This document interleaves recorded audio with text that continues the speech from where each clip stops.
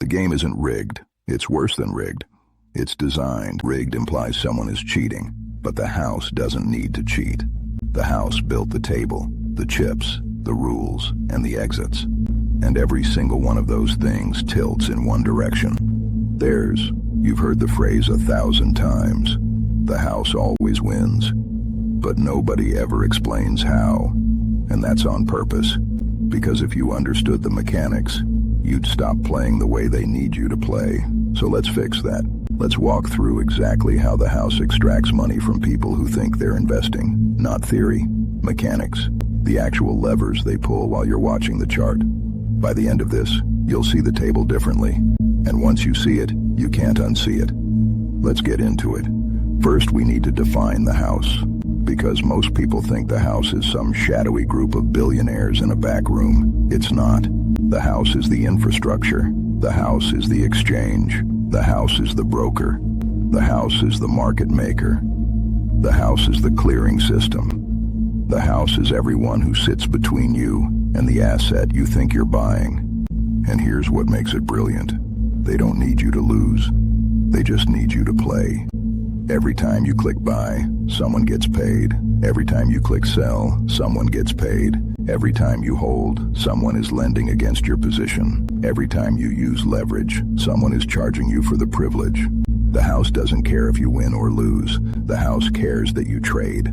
Frequently, emotionally, reactively, because activity is the product and you are the supply. Now watch this. Let's start with the first lever, the spread. This is the most invisible extraction mechanism in the entire system. And most people don't even know it exists. One-line definition. The spread is the difference between what you pay when you buy and what you receive when you sell. Why it matters. Every single trade you make starts in the red. Apply it here. You buy a stock at $100. You look at your account. It says you own $100 worth of stock.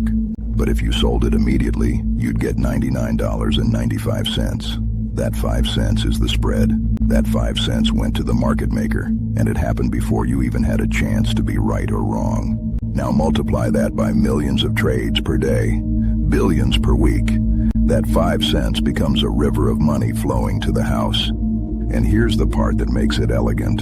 You never see it as a fee. It's not listed on your statement. It's baked into the price. So you feel like trading is free.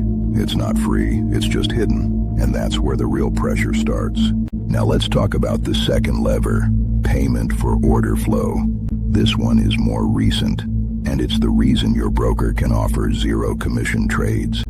Here's how it works. When you place an order, your broker doesn't send it directly to the exchange. They sell your order to a market maker. The market maker pays your broker for the right to fill your trade. Why would they pay for that? Because your order is information, and information is worth money.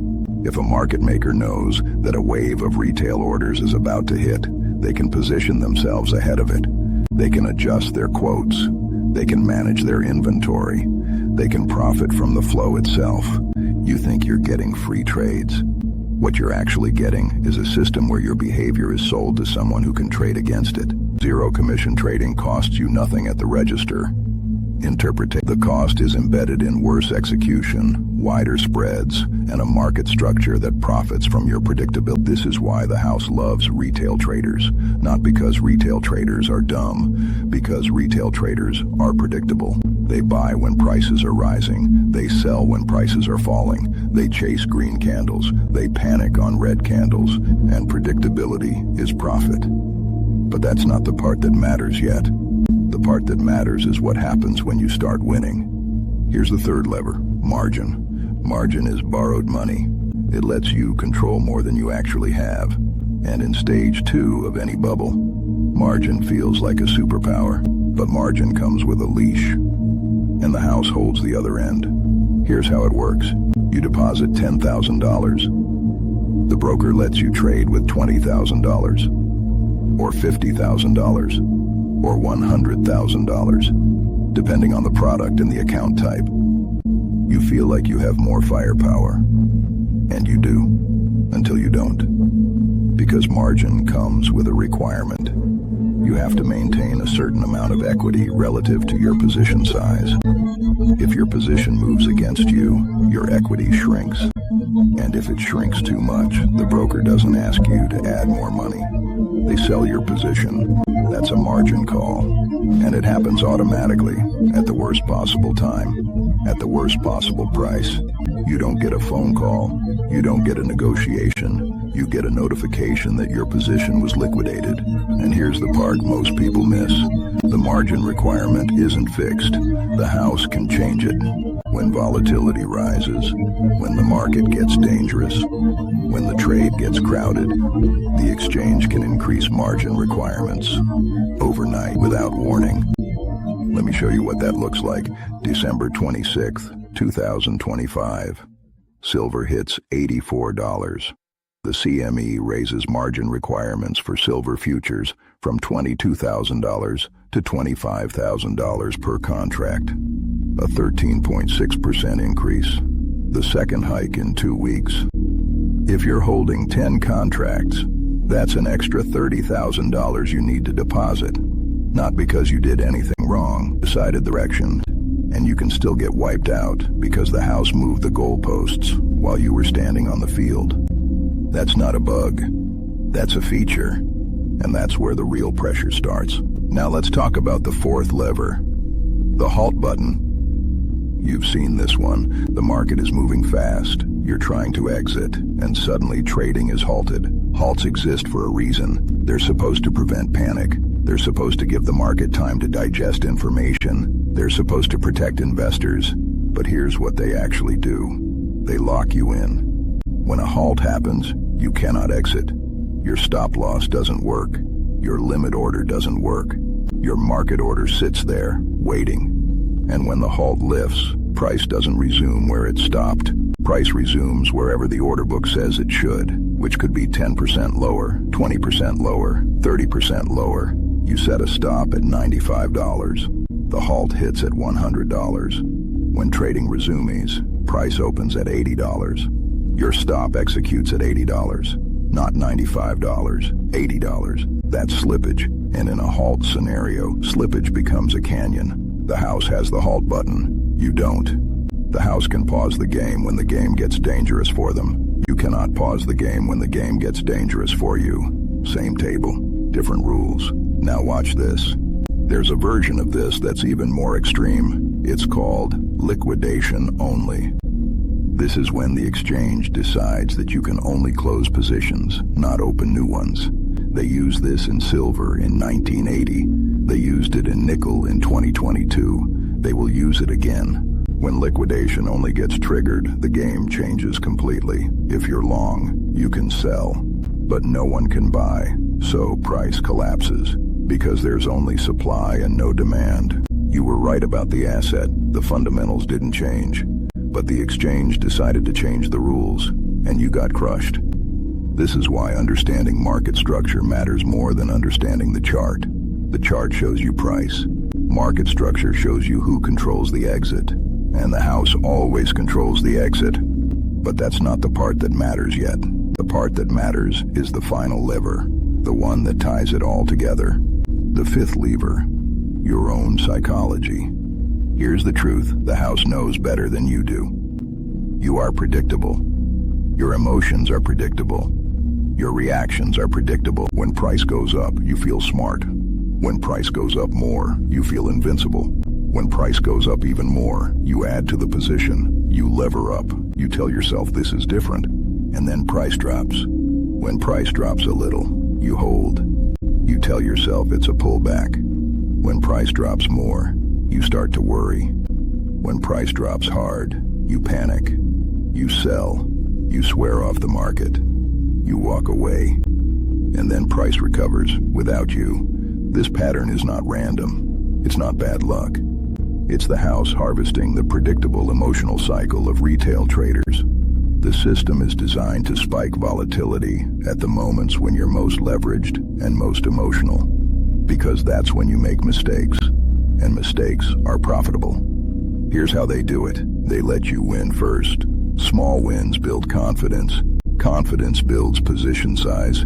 Position size builds vulnerability. Then they let volatility spike, a flash crash, a margin hike, a halt, a gap down, something that triggers your stop or your margin call or your emotional breaking point. And when you're forced to sell, someone is on the other side buying at the exact price you're panic selling. That's not coincidence, that's design. The house doesn't need to know what the market will do. The house just needs to know what you will do, and you've shown them 1,000 times. Buy high, sell low, chase green, flee red, add when winning, capitulate when losing. That's the pattern, and the pattern is the product, and that's where the real pressure starts. Now let me show you how all 5 levers work together, because understanding them in isolation is useful. Understanding them as a system is survival. You open an account, free trading, 0 commissions. You feel like you're on equal footing, but the spread has already taken a cut, and your order flow is being sold, and the broker is earning interest on your cash, and the market maker is positioning against your predictable behavior.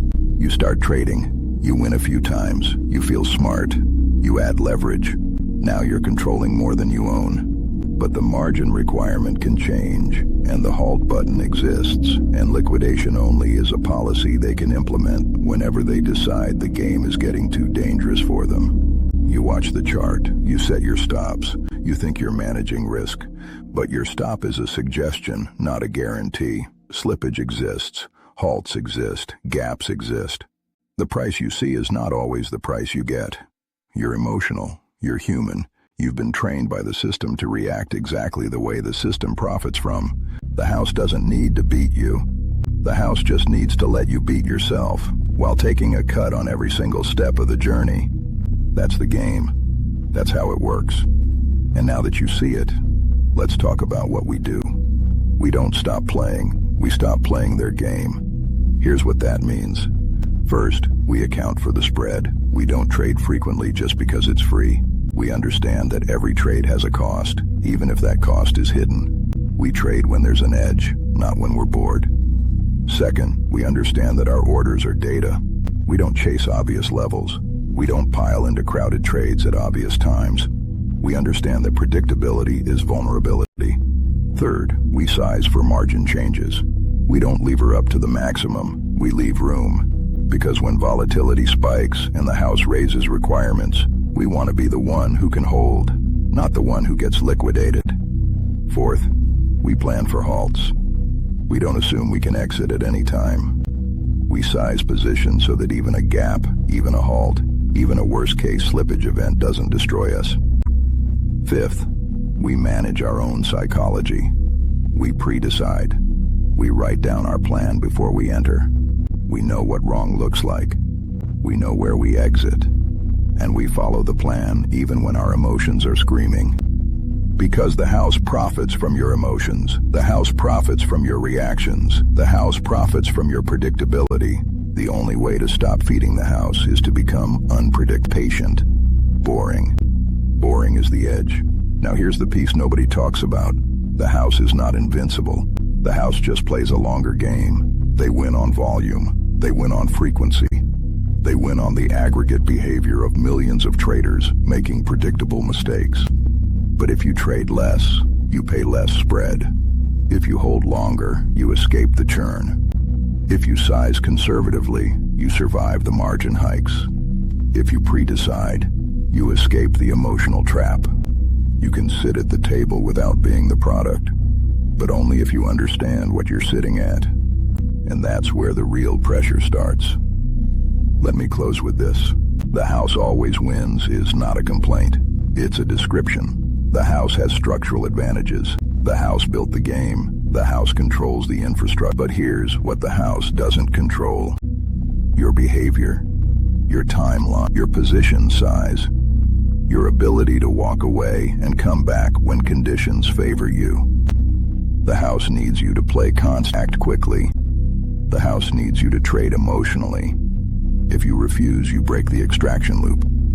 If you hold for years instead of days, the spread becomes irrelevant. If you don't use stops that can get gapped through, the halt button loses its power. If you pre-decide everything, your emotions stop being a weapon they can use against you. The house always wins against the average player. But you don't have to be average. You just have to understand the levers and refuse to let them pull you. So, here's my question for you.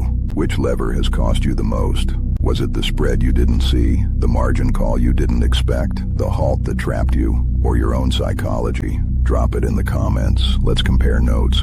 And if this helped you see the table clearly, subscribe. Because we're building something different here. We're building a community that understands the structure, that measures before it reacts, that survives the volatility instead of feeding it. The house always wins against the unprepared. Let's stop being unprepared. Now we find out who was paying attention.